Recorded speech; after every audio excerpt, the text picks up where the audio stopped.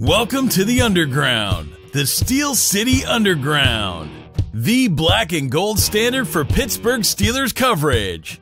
Now, here are your hosts, Joe Kuzma and Brian E. Roach. Hello, everyone, and welcome to another edition of the Steel City Underground podcast presented by MyBookie. MyBookie, you play, you win, you get paid.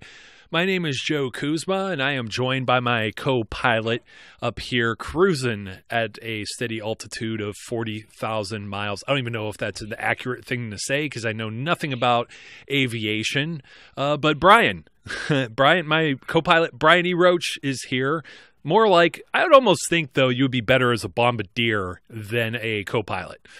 Well, I don't know what I would be, but if I'm at 40,000 miles, I'm an astronaut. Oh, maybe 40,000 feet. Maybe 40,000 feet. That makes a little more sense. 40,000 miles, and I'm exploring other worlds. I was trying to be clever, but apparently if we want to be on the Mars rover, apparently that thing lost some solar contact or something the last I checked of it. I don't even know if it's still out there, but there are some people that are out of this world, and we have to bring them back down to earth and let them know that while there is preseason football, and yes, if you do bet on the preseason football stuff, we would like to welcome back a sponsor from last year. You may remember MyBookie. We'll be talking about them in a promo code at some point in this episode. But the fourth week of the preseason is a short week, and we were really excited about the third week because that's like a dress rehearsal. This is like the, garage sale, or what exactly would we call week 4? Because it's not going to resemble anything like last Saturday's game.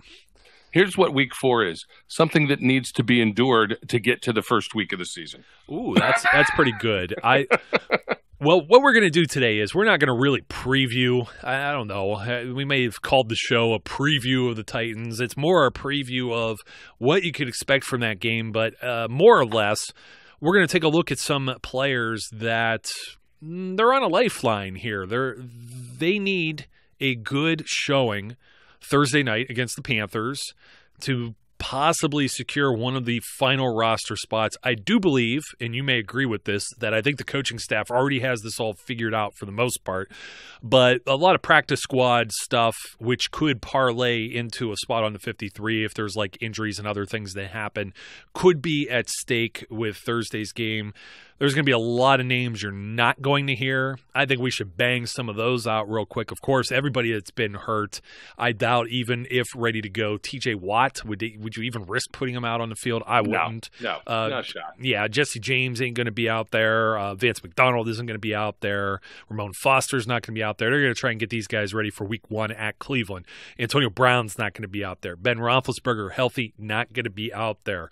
Le'Veon Bell is still missing in action. We discussed on the previous show, maybe not even Juju Smith-Schuster. I mean, they got enough wide receivers to get through this, honestly. Absolutely. I mentioned Big Ben. I kind of think, and we'll find this out, maybe Mike Tomlin will tip his hat like he did after we recorded the pregame to the Titans game. Here with the Panthers, he may just tell us we may not even see Landry Jones in this game either. It may be a half each for Pretty Josh. sure. Yeah, I think he's actually already stated that Josh Dobbs is starting this game. Oh, that's right. You are right. And may be the only quarterback. He may get all 4 quarters of this game. That's very possible. And why don't we just start there? That's a great place because we've been banging the drum every which way on what's going on with the quarterbacks in Pittsburgh. There's a precedent, albeit a very, long time ago when there was a Slash in town who could play multiple positions, where they kept 4 quarterbacks. And the Jets did it like 2 years ago. I mean, the Jets couldn't figure out their quarterback situation, but the Steelers are quarterback rich versus quarterback poor. And, I was having this conversation, of course, in the back room, me and Zach Meckler, and he's not anti-Josh Dobbs by whatever means. Not at all, no. No. But, I mean, realistically, it's like, do they really keep 4 quarterbacks? I mean, a lot of teams don't even keep 3 because they feel having that third quarterback is a wasted roster space, of course, until somebody gets hurt, and then it's, doom and gloom. But a lot of teams have operated like that over the years. I think Eli Manning for the longest time, in Phillip Rivers, they've never had maybe a third. At times they have, at times they haven't. Tom Brady, same way. Hoyer's there. I don't know who they're going to keep. There was a time where Tim Tebow could have been the 3, and they didn't even keep him. And they had, I'm trying to think who they had behind him. Mallett, I think, Ryan Mallett. Yeah. It was the only guy. But then they also had Jimmy Garoppolo and Jacoby Brissett. But that may have been on count of Brady being, having to shoulder a 4-game suspension. Yeah. So, this could be Josh Dobbs' swan song. The Steelers, I think, it would be very difficult for them to just part ways with him, I think, without getting something in return. And when he was already a 4th-round pick, and he's only got a year in the league, and all you have is preseason football to look at, I don't know. I don't think there's a whole lot that they could get for him.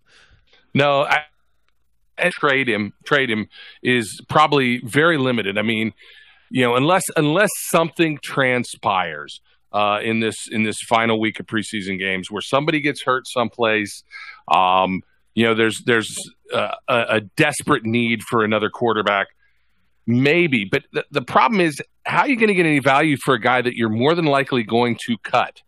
And that's, as much as we said Dobbs has performed well enough to make this conversation a more difficult one, it is just very unlikely that they keep 4 quarterbacks.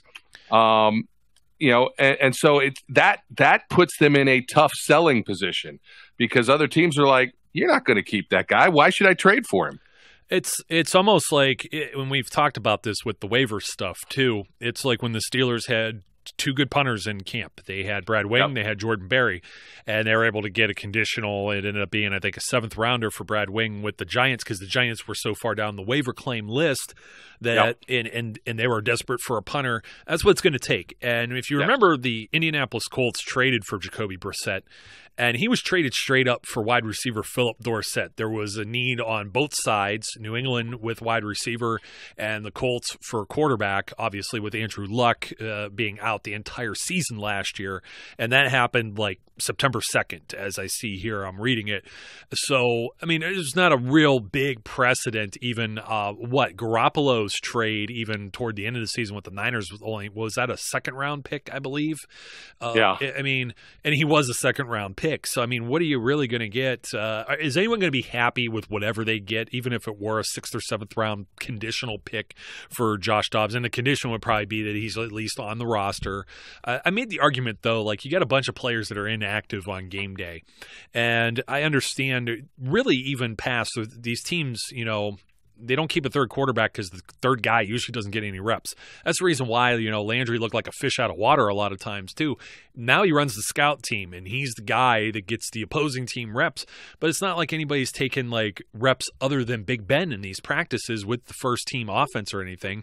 These guys will be in the quarterback room. They may get to toss a ball around a little bit, before or after practice and things of that nature. But for the most part, they're not getting a lot of anything, and that's precluded to the idea of maybe placing one of these guys on injured reserve, which definitely, that will prohibit their growth as a player, because then they definitely can't do anything. They can't be active in any type of practices, but it does stash them away on the back end of the roster for a rainy day in maybe 2019 or something like that, when this may be a little less murkier and Landry Jones maybe isn't re-signed, and now they move forward with Dobbs and Rudolph behind Ben for the foreseeable future, and those two will compete whenever Ben maybe walks away, unless they draft somebody else. Never know if that will happen too. But I don't know. I mean, I'm getting long-winded as I tend to get.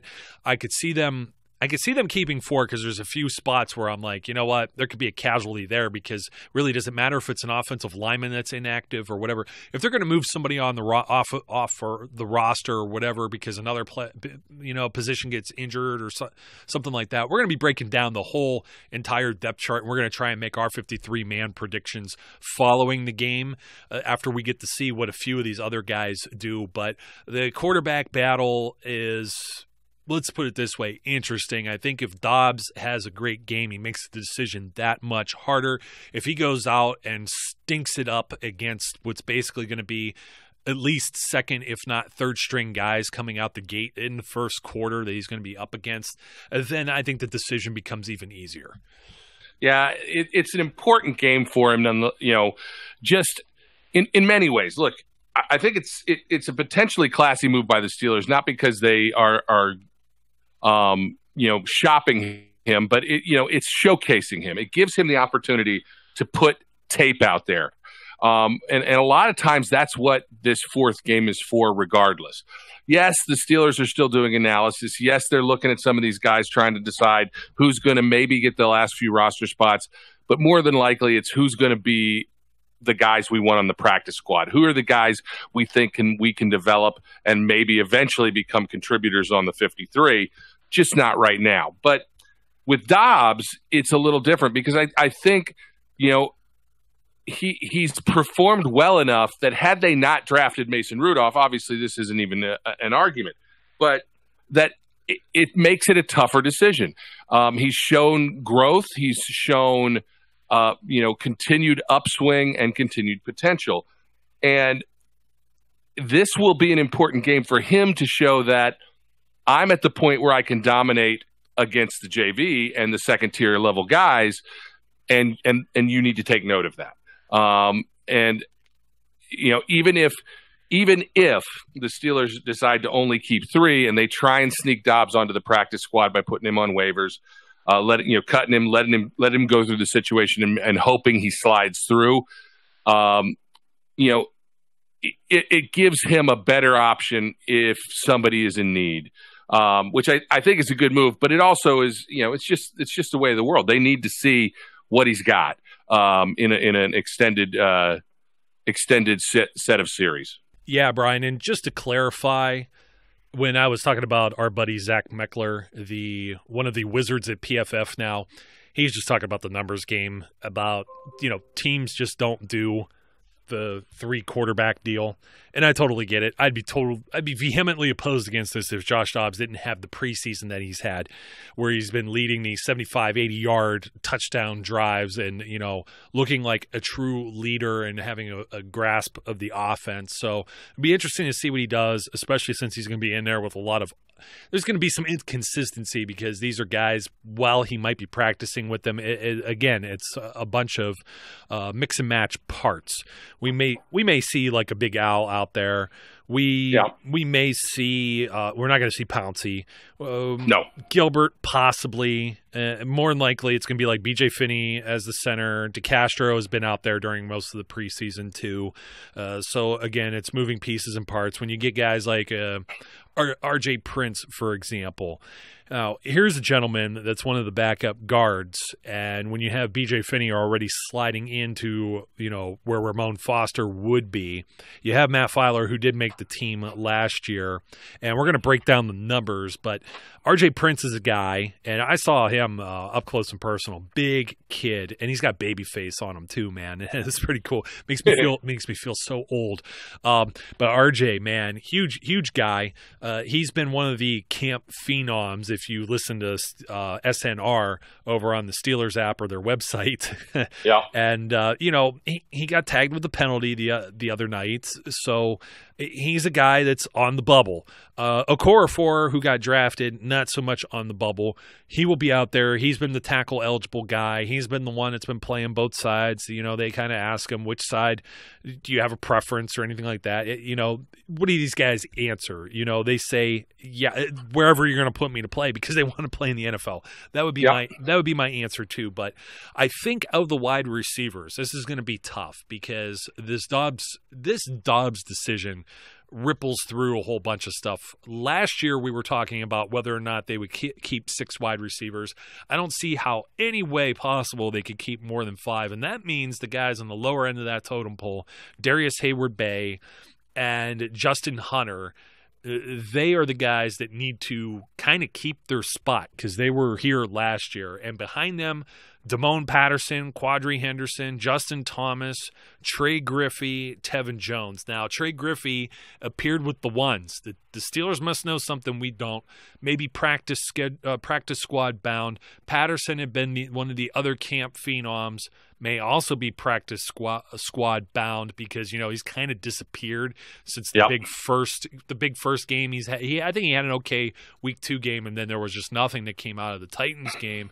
So of these guys that needs the biggest game, I'm going to say it's Justin Hunter. He is the veteran. I know that Ben was, in his face over making a mistake, and then he made up for it with the big touchdown catch. But they're not going to put up for any type of mental errors or being in the wrong position during the regular season. There was a young gentleman I was very high on years ago named Justin Brown that only took like once or twice, and he was done. He was completely cut and gone. So I think Justin Hunter needs more of this because Eli Rogers is kind of waiting in the wings. And even if they keep Hunter, he's still going to have to – this may continue a few weeks into the regular season. I think he needs to show up and at least look solid for a quarter or two and support Josh Dobbs and or Mason Rudolph. Yeah, I would agree. I think Quadri Henderson's only route to this squad was through special teams. And he has – while he hasn't had tremendous opportunities, he's fair catched a lot of punts. They talked about it a little bit on the Steelers broadcast the last game, that the one kickoff that was deep in the end zone at this point, you know what? Even though the right decision is to take it down there, the decision you have to make in his position is I need to do something to establish myself, to make myself break away from the crowd and get to the point across. Labriola has been saying over and over again, the only way Quadri Henderson was going to make this roster is if he ran 2 back for scores, one in maybe game 3 and one in game 4 or any other point in time. Well, I think his ship has passed. I think it's very unlikely he's anywhere at all. Marcus Tucker is another name that I think is fading away. Who? Marcus Tucker. Yes, exactly. Let me elaborate on Marcus Tucker. When I wrote the preseason guide and we were writing the bios and the intros and stuff and the analysis for that book, myself and Christina Rivers, I thought Marcus Tucker had the edge on everyone heading into the preseason and training camp and everything, and he has disappeared. He is Marcus the Ghost Tucker at this point. Yep. Damone Patterson, as you said, he had a great first preseason game, a moderate second preseason game, and then vanished in the third. He got 2 targets, didn't catch a ball. I think he's already done enough to make himself practice squad material.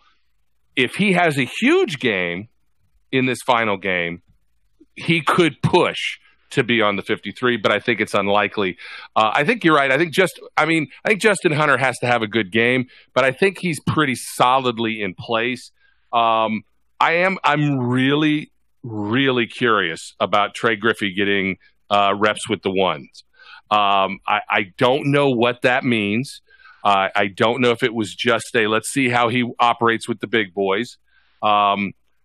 It'll be interesting. I can't imagine he pushes on to the 53, but again, I think he could be a practice squad guy. And it's really, Hay-Bay doesn't show up in wide receiver stats at all. But he is such a critical piece to the special teams. I just don't know if somebody can push him out of that role, and that puts him in the last position of wide receivers. And they have such depth and such need at certain other positions. I agree with you. I think it's going to be tough for them to keep more than 5 on the roster at this point. Usually the 5 is injury and or special teams, return game type deal. Juju has been back there for kicks. We'll talk about the running backs in a second because they have an interesting thing going on there too. Here's what Trey Griffey has that the rest of these guys doesn't. 6'3". Yeah, that's what he's got. Big Ben loves big targets, and when you look up and down, I mean, they got Hunter listed 6'4". That might keep him around. Hay-Bay, 6'2". Tevin Jones, 6'2". Damone Patterson, 6'2". Tucker, 5'10". Justin Thomas, 5'11". And the newly acquired James Washington, also a 5'11" guy, an inch taller than AB. Juju is 6'1". So I think that I agree. DHB, I don't think there's anywhere he goes, man. I'm watching, I watch special teams with as much intent and focus as I usually watch all the other two phases with offense and defense. I don't know. I love seeing the guys get their hands dirty, and there's certain guys that have really cut their teeth with it. Vince Williams for years. I mean, that's how he's stuck around. Tyler Matakevich, he ain't going nowhere because he's everywhere. He's practically the guy that always makes the tackle. But Hayward Bay gets down the field. He's fast. He cuts off the angles. And you can't afford to have a mistake there where someone takes it to the house. That's where Darius Hayward Bay comes in. He could do the end around stuff. You could still throw kind of deep to him. He's an option off the bench if necessary.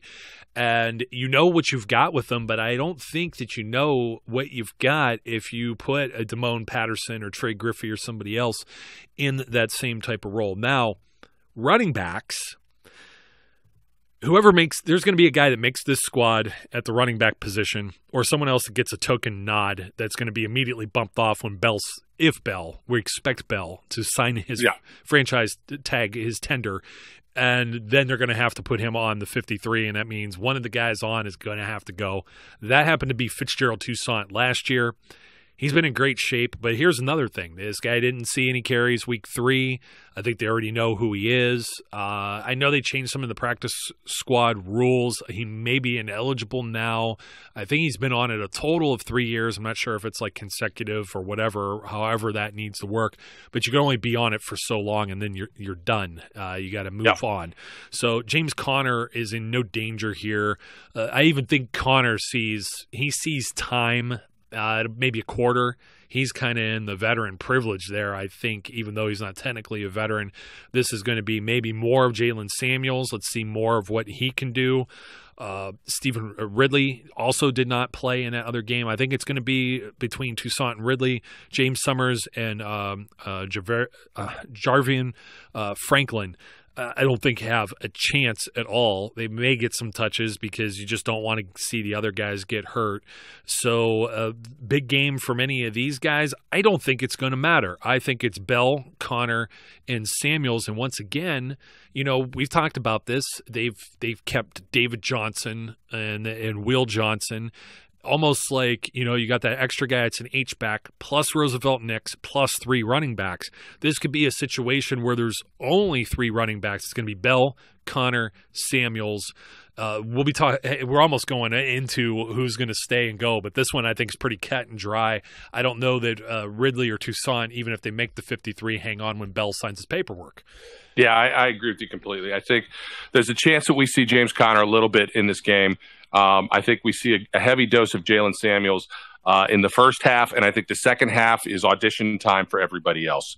It's the opportunity for them to get tape out and make their case as to why, after they're cut from the Steelers, somebody else ought to pick them up. Yeah, and once again, remember, physically unable to perform, Eli Rogers. So they may hold a spot for him, too, and then maybe you do end up with the 6 wide receivers, and then it's a cluster, because we mentioned on a previous show about the guys who could be an X or Y or Z slot outside, whatever you want to call it, and Juju and AB appear to do everything. James Washington appears to be an outside guy right now, and that's apparently, what Justin Hunter, Darius Hayward Bay were. Now, they've been working the tight ends in the slots, but they're a little thin at tight end.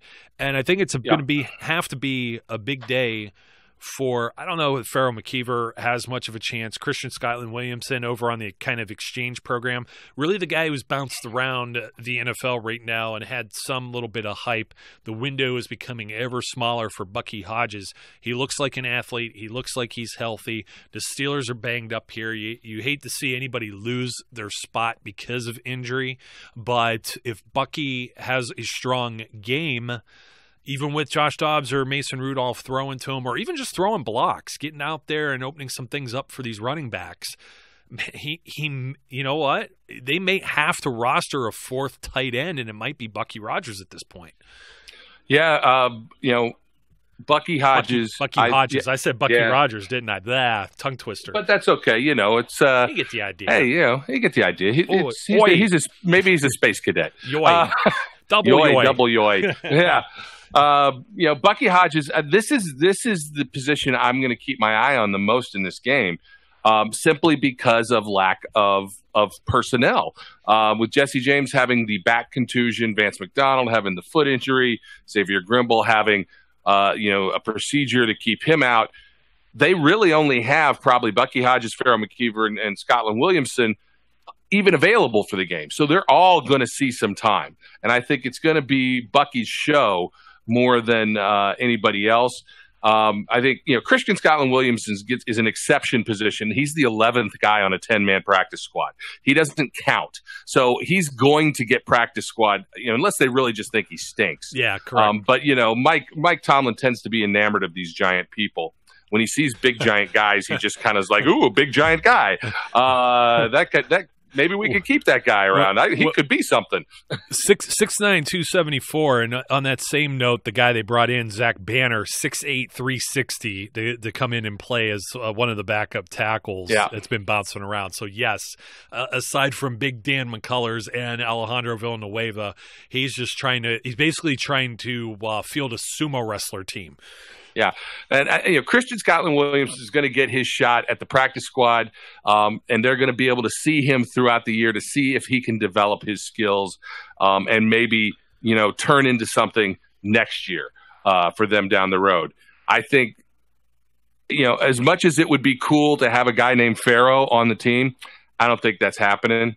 So it's going to be, I think, a big opportunity for Bucky Hodges. And as far as the offensive side of the ball goes, I think he's probably the guy with the most to gain out of this game. Yeah, I agree. And Bucky Hodges is practice squad eligible. He was he waived with injury, or he was at least on injury reserve and then released with injury or whatever. I believe from the Vikings his first year, then he bounced around a practice squad or two last season, and now he's with the Steelers, and he would be eligible in much in the same way Xavier Grimble has been bouncing around. So I think Hodges sticks.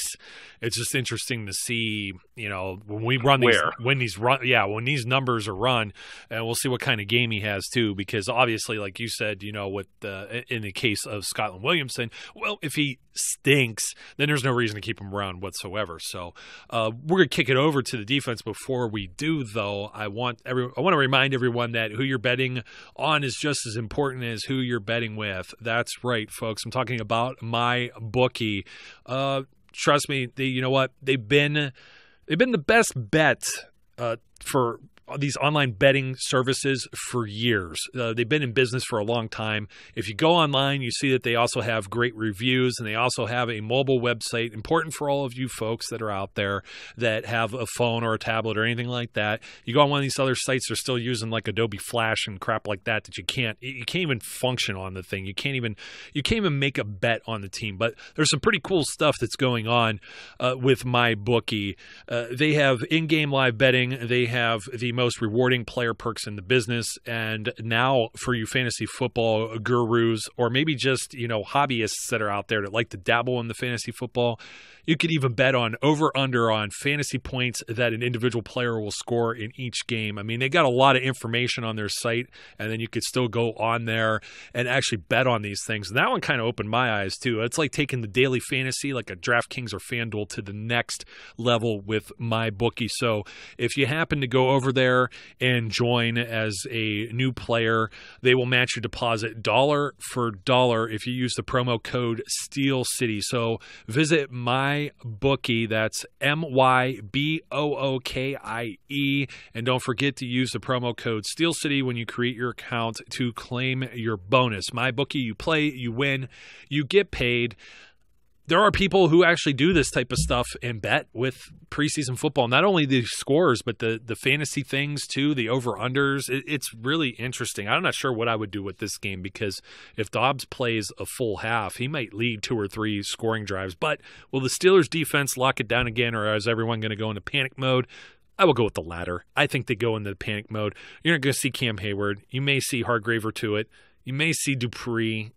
I think you see Dupree. I think you actually see some of the starters as opposed to the offense because Mike Tomlin loves to punish these guys for some reason, probably because they need it. John Bostic's going to need the reps. Vince Williams, I think he just loves to be on the field. I think they still have they baby TJ Watt. Joe Hayden won't play. Sean Davis is healthy. I think he's out there. Morgan Burnett, who knows? It's going to be Terrell Edmonds. He'll be out there because he's a rookie. Artie Burns, quarter or less if he's out there. So who needs a big game out of this? Well, let's go with the guy who didn't even play the last game, Big Dan McCullers, because I think his job's on the line. Again, running the numbers, an extra running back here, wide receiver here, 8 quarterbacks, whatever the Steelers decide to keep.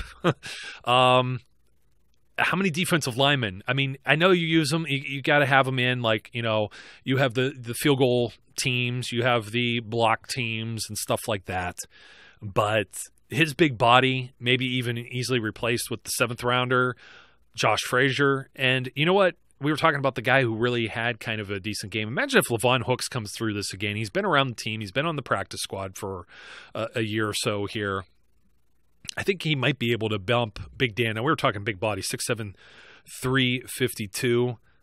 I don't know. Could you use another defensive end, or do you absolutely need a nose tackle, defensive tackle type? I'm not really sure. I mean, Alou, 6'3", 304. And who's my other guy? The guy like LT the DT. LT Walton. Yeah, 6'5", 305. So how important is this game for Dan McCullers? I think it still has merit. I think it's still important. I think what they're going to expect out of Dan McCullers is to go out there and dominate, because it's probably this is a situation where it's really JV most of the time. It's very unlikely we see many Panthers starters playing in this game, and I think what you expect out of somebody who you anticipate keeping because you want them to contribute is that you're going to go out and impose your will on the other team. And that's what Dan McCullers has, as we said, has shown life in this preseason that he hasn't shown in any other preseason thus far in 5 years. And I still think, it's important that momentum be maintained. I don't know why, I don't remember reading or hearing as to why he did not play in the Titans game.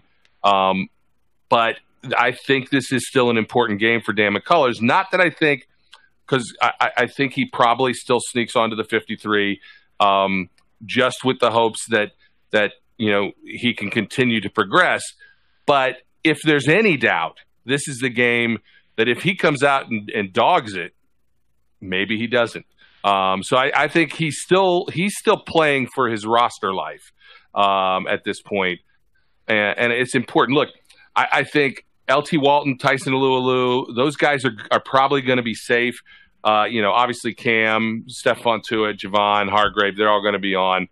And I don't know that there's more than one other spot outside of that. So the question is that Dan McCullers? Is it Levon Hooks? Is it Joshua Frazier? Who else is it going to be? I think Dan probably has the edge, but he still is going to need to cement that position. Cement is a good word. He's going to have to put some people on skates. That's what's going to have to happen. And it was kind of funny. I actually started playing some older versions of Madden, and this is a sidetrack to all of this, but you won't believe the default 2 years ago, was it Madden 17, the one that was 2 years ago? Yeah. The default defense had Dan McCullers as a nose tackle, Arthur Moat and Jarvis Jones as your outside linebackers, Shazier and Lawrence Timmons. And then the backfield was Ross Cockrell, William Gay, Shamarko Thomas, and Mike Mitchell. And I'm just we have come a long way from that potential.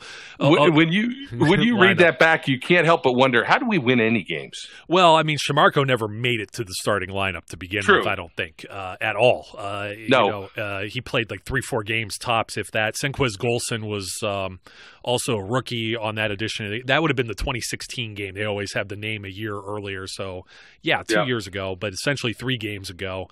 And it's like the default roster that was on it. I was kind of chuckling because it was like I put it in just to kind of see. I was like, let me see what was going on a couple of years ago. You go back further, and some of them get hilarious. I always go back to years ago. Ike Taylor was like one of the worst, if not the worst rated player as like a rookie or a second-year player on the game. And I know that really got to like take you off as an individual human being to have somebody else rate you so poorly. That's just some video game nerd sitting somewhere. They probably have like some literal Moneyball analysts to come up with this stuff. But that's where the Pro Football Focus people come in with like John Bostic, and why I say he looked a little better. I was surprised he was in the top 5 of the rated guys from the Titans game, because he got picked on so badly the previous week, that week 2 game, that what do you get, like a 40 grade or something, like bad, like really, really bad. They picked on Edmonds too, and Edmonds was also in the top 5. So those guys,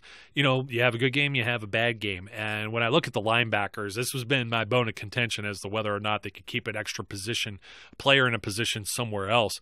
It's usually very linebacker heavy, being in that 3-4.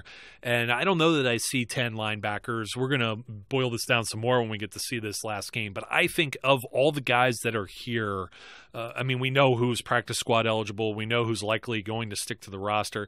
I think the guy that's really on the bubble is LJ Fort, because you have an undrafted free agent in Matthew Thomas that has become a phenom himself out of nowhere, that's likely going to take one of those spots behind Vince Williams, behind Bostic, and Tyler Matakevich is going to have that other spot. I don't know if you go 5 deep there. They did not last year, and that bit them in the behind when Shazier got hurt, but they might still feel good about the prospects there.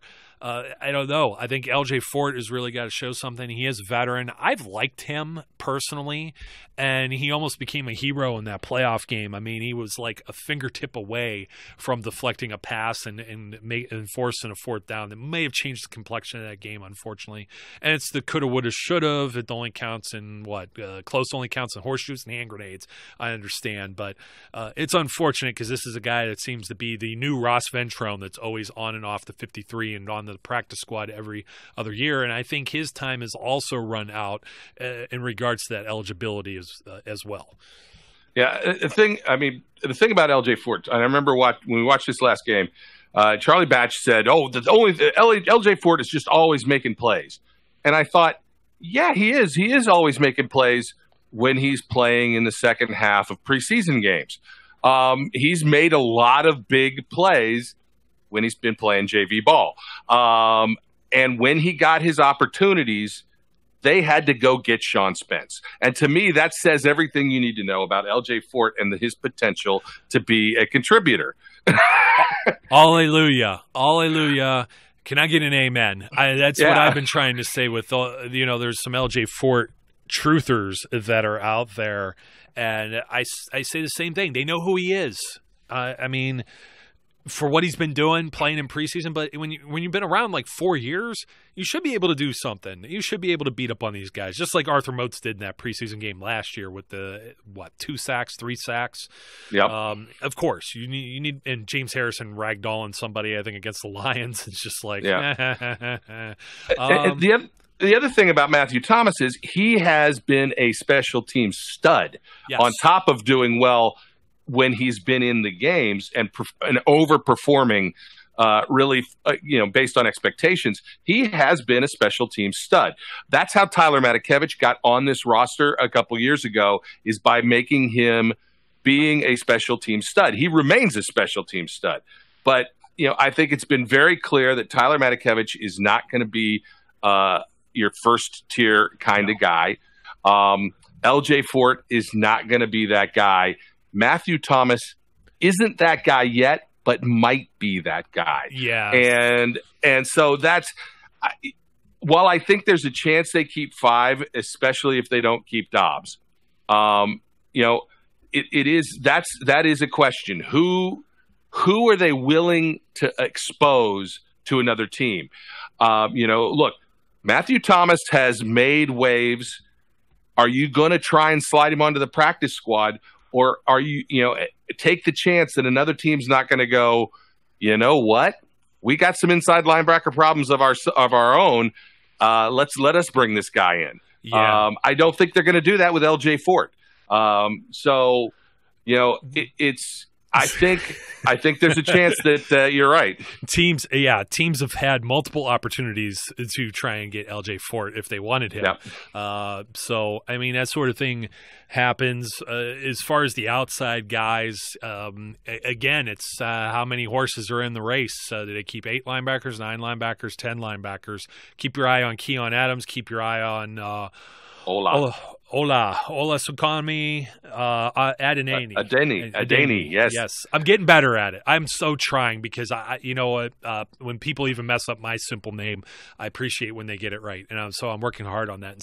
In fact, the Titans broadcast, the guy pretty much did the same thing that we were saying. So we're not being unprofessional in saying this. They say this like on the air.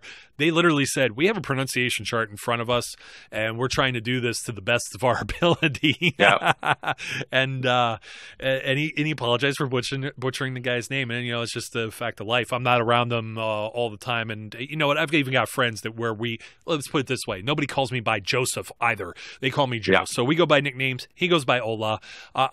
Both of these guys they also have the ceiling as well. Let's jump to the secondary real quick, and we have a quick special teams note as well. Secondary, it's pretty much 4 spots are locked up. They keep 5. They keep 6 with the corners. Cody Sensabaugh fighting for his life there. Brian Allen, second-year guy. I think he has a ceiling. He made 3 tackles in the last game. He looks physical. He's also 6'3", 215. That's not commonplace among corners. May still be a project. I think you're going to have to watch those 2 guys. I wouldn't be surprised if they're the ones who start *, Artie Burns plays some snaps or series. Yeah, I actually don't think you're going to see Joe Hayden in this game or Artie Burns. I think you're going to see Cody Sensabaugh and Brian Allen and Cam Sutton get the vast majority of the first half snaps, and then it's going to be Malik. It's going to be the rest of them. It's going to be Malik Reeves, Deshaun Phillips, and Jamar Summers, just carrying them into the second half. Maybe Allen plays a little in the second half as well. It'll be interesting to see. I agree with you. I think Cody Sensabaugh is probably the guy with the biggest edge because he's a veteran presence. But Brian Allen and Cam Sutton both probably have more upside. They both have more upside than Cody Sensabaugh does. It's Cam Sutton's not going to go onto the practice squad. I think he's going to make the roster. So it's really Brian Allen who was on the roster at least, I think, all of last year. Yeah, he was on the entire time. Is he going to stay? Is he going to stick? Or is it not? If it ends up being a numbers game, I think he's got a shot. But now you're talking about, you've got both Mike Hilton, Cam Sutton, and Brian Allen and Cody Sensabaugh. I don't think they can keep all 4 of them on the roster along with Hayden and Artie Burns. But maybe they do. It'll be interesting to see. Those are, again, guys worth watching in this game because they need to make their last case for why they should be there. Yeah, and Cody, once again, this is against the JV team situation. He should shine. Shine. Safeties, you got the same kind of scenario, though. I think Nat Burhay has the edge here is the guy that was brought in as a free agent. He's also a special teams type guy. By the way, Brian Allen, I think, played 1 or 2 snaps in the regular season last year as well. He was primarily special teams, and that's what he offers. Though Sensabaugh also a special teams guy, so they need these guys to play special teams. Jordan Dangerfield had really made his bread and butter being a special teams guy. He was hurt last year. He was a guy who came up through the practice squad ranks and has been in this battle the entire time. He finds himself in it once again. Those are the 2 you're going to have to keep your eye on there. Marcus Allen, that's going to be interesting, the 5th-round rookie from Penn State. We'll have to go through the numbers when we do this on a later program and figure out, actually put numbers to the roster and see if Marcus Allen is a piece that fits into this puzzle as well, or into this equation. The other one I'll give my cousin Brad a shout out on this, because of all the things you could text me following the Titans game on a Sunday, late morning, early afternoon, You know what? There's a legitimate punting competition going on. There is. Of everything to say. Now, I think Jordan Berry still has the edge on this, but Matt Wiley, you know what? Berry hadn't always had the sharpest of preseason, and if they get any notion, we didn't think Berry – well, actually, I was on Berry's case, but a lot of people didn't think Berry was going to necessarily beat out Brad Wing a couple of years ago. So this can still happen. Wiley's been around a few practice squads, has had a little bit of regular season time, I believe, with the Cardinals. He's been on a few teams or in a few camps. So you never know. This is another thing to watch because these guys may get a half apiece. And if the offense stinketh and not moveth the ball, these guys will have a lot of chances to show which one may end up with the final spot. Yeah. Look, Berry has definitely had an up and down preseason. And I know Zach Meckler has said this before, that the problem with Jordan Berry is one punt will be 70 yards and the next one will be 35. And, it's that kind of inconsistency, if it continues with him, that causes them problems. Look, he's been absolutely fantastic about pinning other teams. He's been great about getting the ball inside the 20. The special teams have been really solid covering his kicks. But, is he going to shank one too many and open the door for Matt Wiley? It's a tough battle to watch because who really wants to watch punters? It would be more fun if they made them cage fight. to get the position, but Well, wait a minute. We were talking about wait. We're talking about Mike Tomlin and large human beings. Jordan Berry's 6'5", 195, but Matt Wiley's 6'2", 215. He may have more muscle mass, but Jordan Berry has the reach advantage. So if they had to go in the cage, it would still be interesting. Yeah. Maybe Berry can keep him out of range, but if Wiley closes, man, it's all over. I bet you they don't even punch; they just throw kicks. Yeah, probably. It's a lot of kicking. It'll be interesting. I think Berry is really going to have to stink to lose his spot. The incumbent always has an advantage, especially because he's performed well enough, and he hasn't stunk up the joint. It's not like the Steelers, as they were several years ago, going through 17 punters in the course of whatever, and all of us groaning every time the guy went back to kick. I don't even remember those guys' names, and I don't. Yeah, Zolto Mesco. Yeah, I don't even want to remember that. Why'd you even bring it up? Now I'm going to have nightmares. I disliked him for being a Patriot before that, anyway. So yeah, so I think it's Jordan Berry's role to lose, but the thing is, he can lose it. Especially if Wiley has a fantastic game and Berry has a stinky game. Yeah, special teams is important. Don't forget Zoltan Mesko. There was they had two guys in camp that year, and they cut both of them to get Zoltan as well. So they went through like four guys. I don't even remember. There was a veteran, Berger maybe. I don't remember who it was, but regardless, that was, if you remember that, I believe that's the same year that they went through the Josh Scobie situation, or it was the following year anyway. And you're just like, oh man, this can't be happening with all the special team stuff. So it's still very important, but Chris Boswell is not in a battle with anybody. They didn't bring anyone else in to face Cam Canada, the long snapper, either.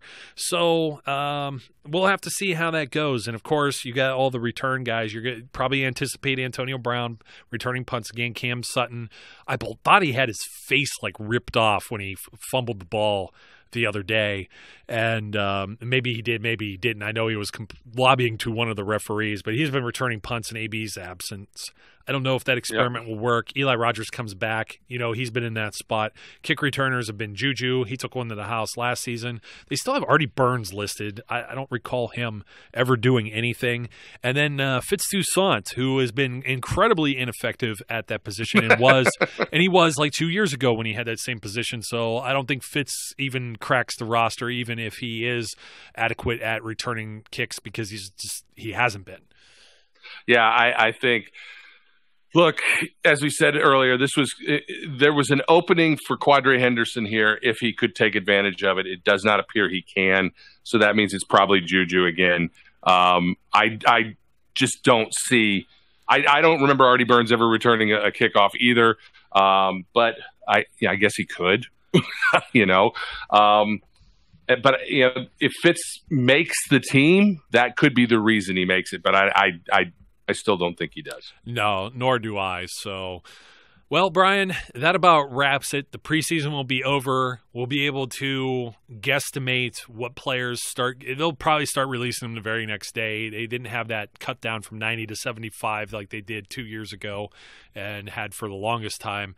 I'm surprised they actually just didn't start releasing bodies, right away to be, they just start cleaning the house on a few names. But I have a feeling some of that has to deal with just keeping some fresh bodies on the roster to keep the other guys healthy for the regular season. That's probably the reason why the rule change anyway. And there's a few teams in the NFL that don't quite have a full 90 because they're not even bothering with it.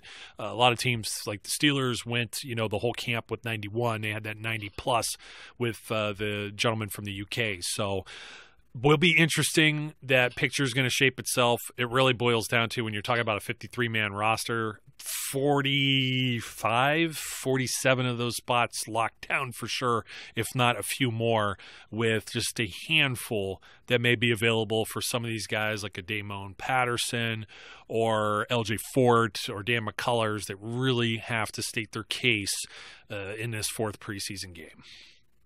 Absolutely. It's going to be when I did it in my head the other day, I came up with essentially 3 spots. I thought that there were 50 that were pretty much solid and that there were 3 spots that might be up in the air. That's not a lot of availability. And so, some of these guys really do still need to put on as much of a show as they can in this last game. Yeah, it's a great position to be in, but we're still not expecting the highest of quality football out there on the field. So it's just not going to happen. You're not going to see Cam Newton or Christian McCaffrey or any of these other guys, Curtis Samuel or anybody, but Luke Kuechly. None of these guys are going to be out there. It's just not going to happen. So, well, until next time, folks. My name's Joe. His name's Brian. We'll come at you with a 53-man roster projection and who may be on the practice squad should they survive waivers. Be safe, be good. We'll catch you later. We would like to thank you for listening and remind our listeners to follow us on social media and our website, www.steelcityunderground.com.